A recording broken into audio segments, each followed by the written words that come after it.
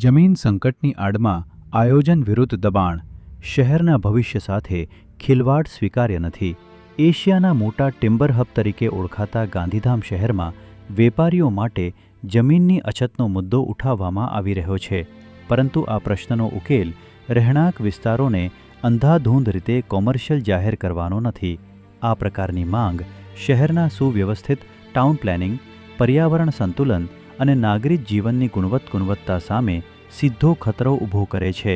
શહેરનું મૂળ આયોજન માત્ર વેપાર માટે નહીં, પરંતુ રહેણાંક, જાહેર સુવિધાઓ અને ટ્રાફિક વ્યવસ્થાને ધ્યાનમાં રાખીને બનાવવામાં આવ્યું હતું.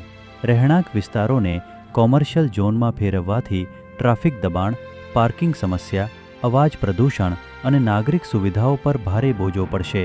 પરિણામે સામાન્ય નાગરિકોના દૈનિક જીવન પર નકારાત્મક અસર પડશે.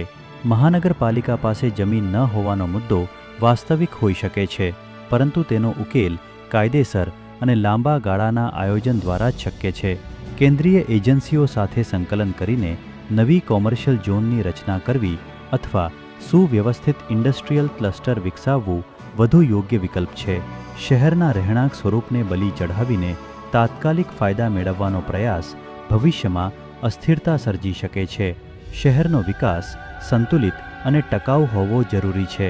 વેપાર મહત્વનો છે, પરંતુ નાગરિકોના જીવન માપદંડ, પર્યાવરણ અને શહેરી શિસ્ત તેની સામે ગૌણ બની શકતા નથી. તેથી આયોજન વિરુદ્ધ દબાણ કરતાં જવાબદાર તંત્ર અને વેપારી સંગઠનો વચ્ચે સંવાદ દ્વારા વૈજ્ઞાનિક અને કાનૂની ઉકેલ શોધવો સમયની માંગ છે.